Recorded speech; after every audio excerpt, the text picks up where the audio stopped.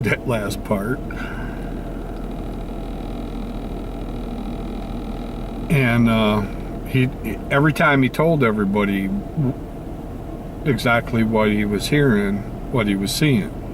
So they all three knew. There was three of them. There was his future brother-in-law and his wife, and then there was Dave's future wife.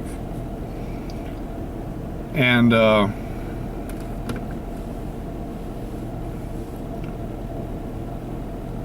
next one was when Dave had woke up and went out into the living room and had opened up the Bible, and that was the main one for 22 years old.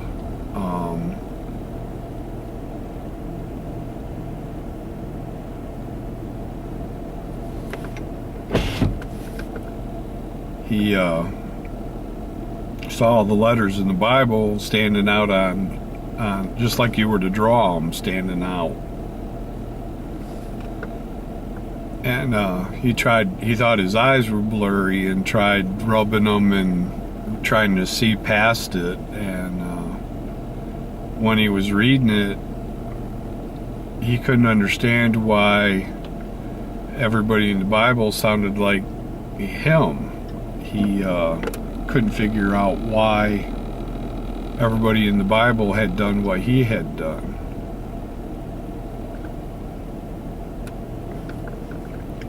So he looks up at his friends in the living room and says, "Hey, listen to this. Tell me if this sounds like me." And he began to read, and then when he looked up, he saw three very sour faces looking back at him. You know, like, you're the most despicable kind of human being that could exist on the face of the planet, basically. And it was just one of those things where Dave was very disappointed, because he understood that his friends were never going to understand what took place.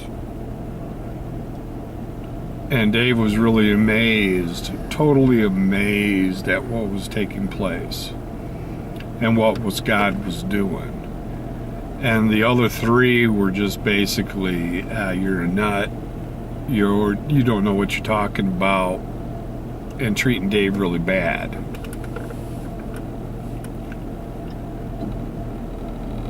Their hearts became very hardened towards Dave. And one day rolled around that kind of made Dave's mind up for him, where he wanted to do something good for everybody. So there was no food in the house, and he thought he would borrow his brother-in-law's car, his future brother-in-law's car, and go get some groceries real quick. Well, that was a big no. And because Dave's car went on the fritz and couldn't get it to run or stay running. I think the heater core went out on it. And so he walked, well, let's see, probably 5 or 6 blocks, I'm guessing, to the store and got stuff for spaghetti dinner.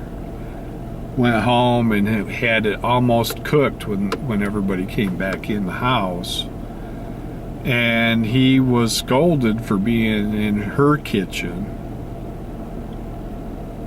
But yet she finished it and ate it, and he never got a thank you for it. So that kind of upset Dave, that the whole thing was looking pretty glim. I mean, to think that people actually thought that of him. You know, that he was just worthless. But yeah, he had a good job there for a while and was paying all the bills. It wouldn't have lasted anyway, because they ended up closing that place down. But he wound up moving, and everybody was really angry. And even on that day when they were moving, had called their mom to come and get them something to eat, and that's how it was they were dependent on Dave, and they weren't doing much to help themselves. His ex-brother-in-law was mostly one of those people that he liked to party, he liked to be with his friends, and responsibility was not one of those big factors in life.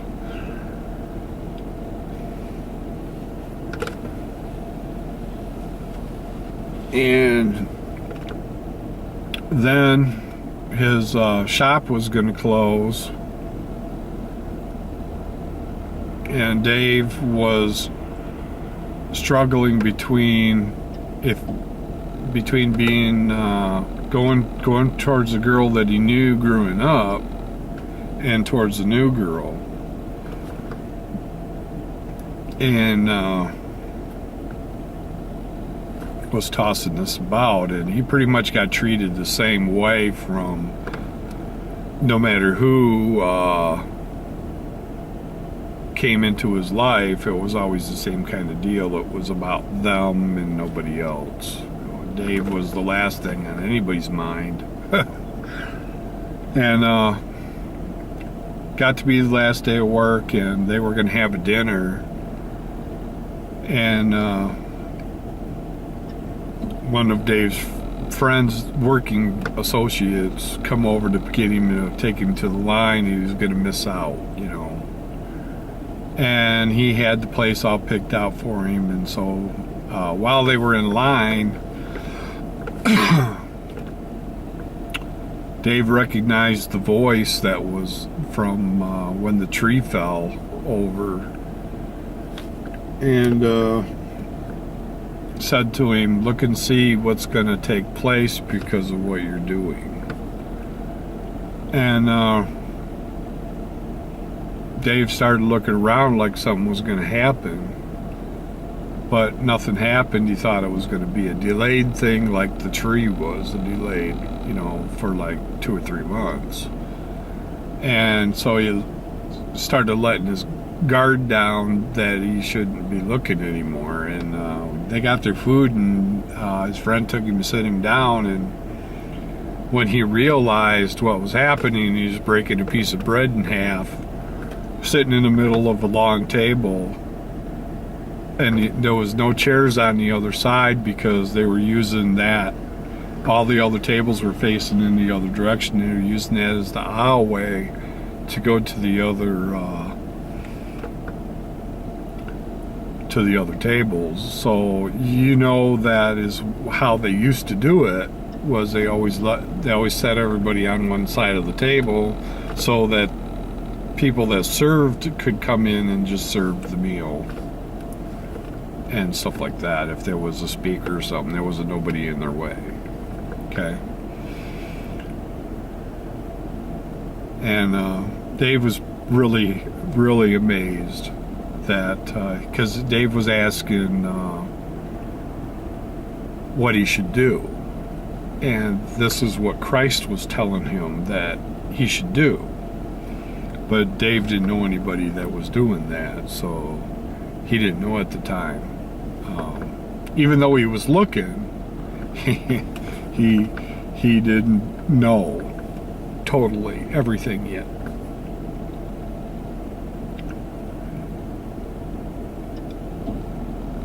And Dave got married and got divorced. That was really short-lived because his wife didn't want to do anything. She was like really super duper depressed. Acted like she didn't want Dave around at all, and so he went on his way. It was a shame, I think. And he moved back home again in failure, and he really didn't want to be there. And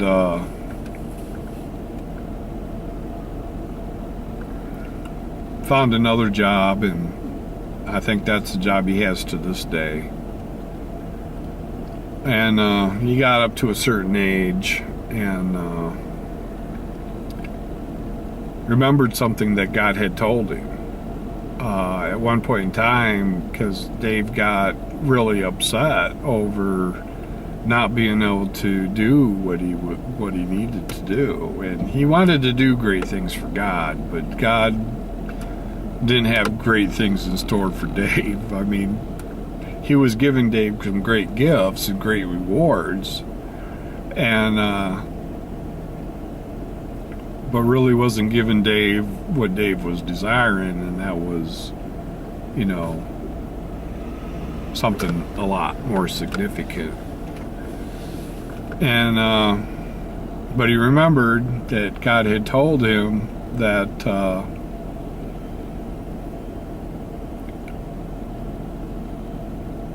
if he stuck with it, he would get a better reward.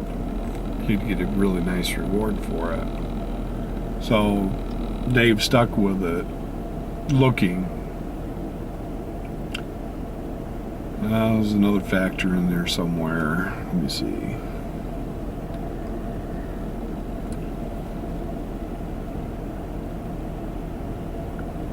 But there was a lot of things that happened with Dave. I mean, Dave would walk in places and be somewhere like on Easter Sunday. I think there was an Easter Sunday before he got married, that he had gone over to her parents, and when he had gone in to get his fork, there was something screaming at him out of somewhere, and he got so scared that he jumped clean out of the whole room backwards. And then everybody was looking at him going, what was going on? But he never lied to anybody about it. He just said, something's screaming at me and in there, and I had to leave.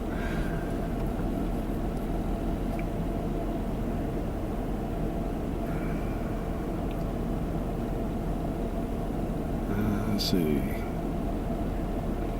Yeah, but the event that took place with Dave at 22 with the Bible was Isaiah. Guess what? God finished Isaiah. The whole thing, the whole 7 years that it took Dave during that time frame was about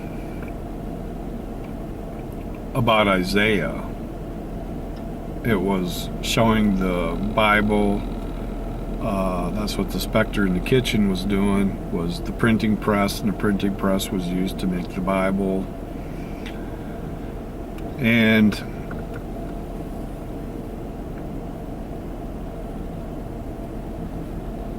it was God was finishing up Isaiah, and when God had gotten done with Dave, there was a lot more room in the world for everybody else, because people weren't like pushing him in anymore into a confined space. Dave didn't feel like that anymore. The world had opened up, and there was forgiveness for everybody.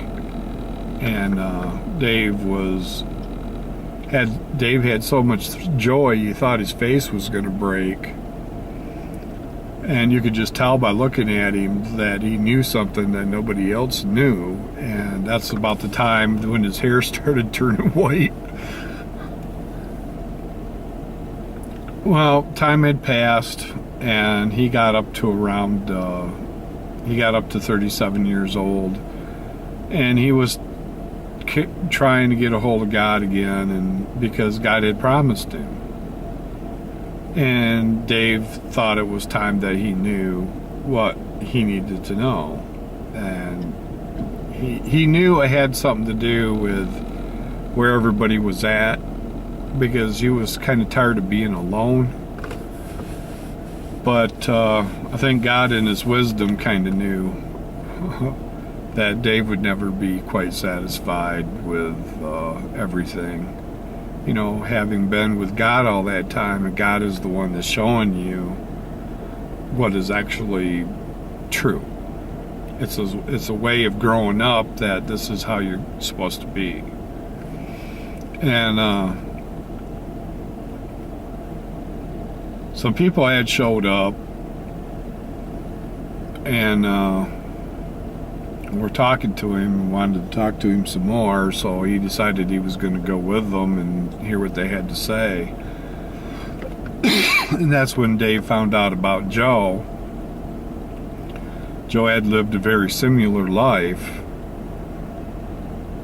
and got a lot of the same answers that Dave had gotten, and he was just like Dave. There's no difference between the two at all.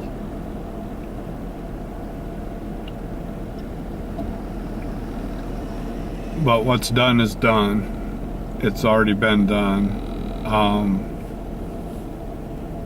But there are two now, not just one. One bridges the distant. One brings in the gospel of Jesus Christ by Jesus Christ.